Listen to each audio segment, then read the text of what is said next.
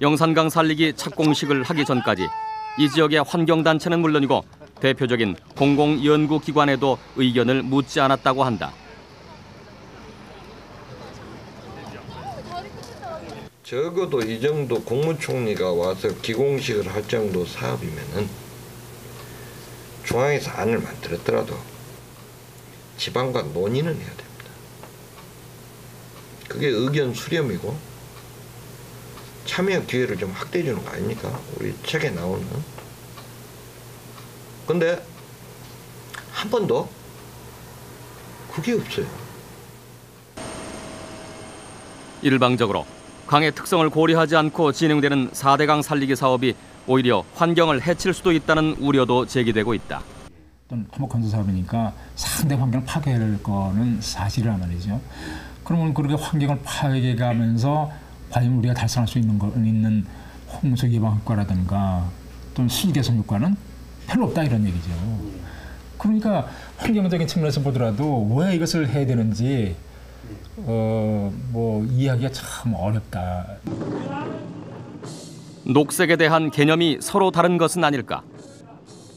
대통령은 지난해 광복절에 녹색 성장의 개념을 제시했다. 대한민국 건국 60년을 맞는 오늘 저는 저탄소 녹색 성장을 새로운 비전의 축으로 제시하고자 합니다. 녹색 성장은 온실가스와 환경오염을 줄이는 지속 가능한 성장입니다. 녹색 뉴딜 발표 당시에도 일반적인 녹색의 개념을 벗어나지 않았다. 새로운 성장 동력을 찾아 성장 잠재력을 획기적으로 다시 확충하고 일자리 창출에도 도움이 되는 사업들을 적극 발굴해야 합니다. 그것이 바로 녹색 뉴딜 사업입니다. 문제는 실제 사업 내용이 녹색과는 거리가 있다는 것이다. 일반적으로 녹색 사업으로 분류되는 신재생 에너지 사업은 전체 50조 원의 10%에도 미치지 못한다. 신재생 에너지 쪽의 이 투자 비중은 전체 뉴딜 투자의 그 50조 중에서 4조밖에 안 됩니다.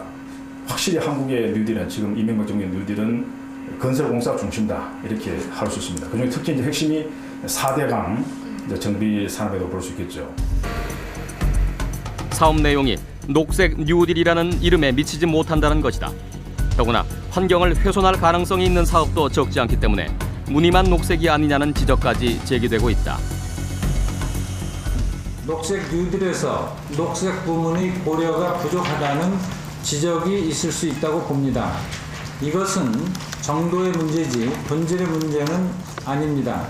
녹색을 지나치게 강조하다 보면 사업성이나 경제성이 뒤져서 추진력이 약화될 수도 있다는 점을 감안해야 된다고 봅니다. 이번에 이제 이명박 정부에서 생각하는 거는 제가 보기에는 이래요. 환경은 최소한으로 고려한다. 어느 정도로 고려하냐면은 돈 버는데 경제에 도움이 되는 범위 안에서만 환경을 고려한다.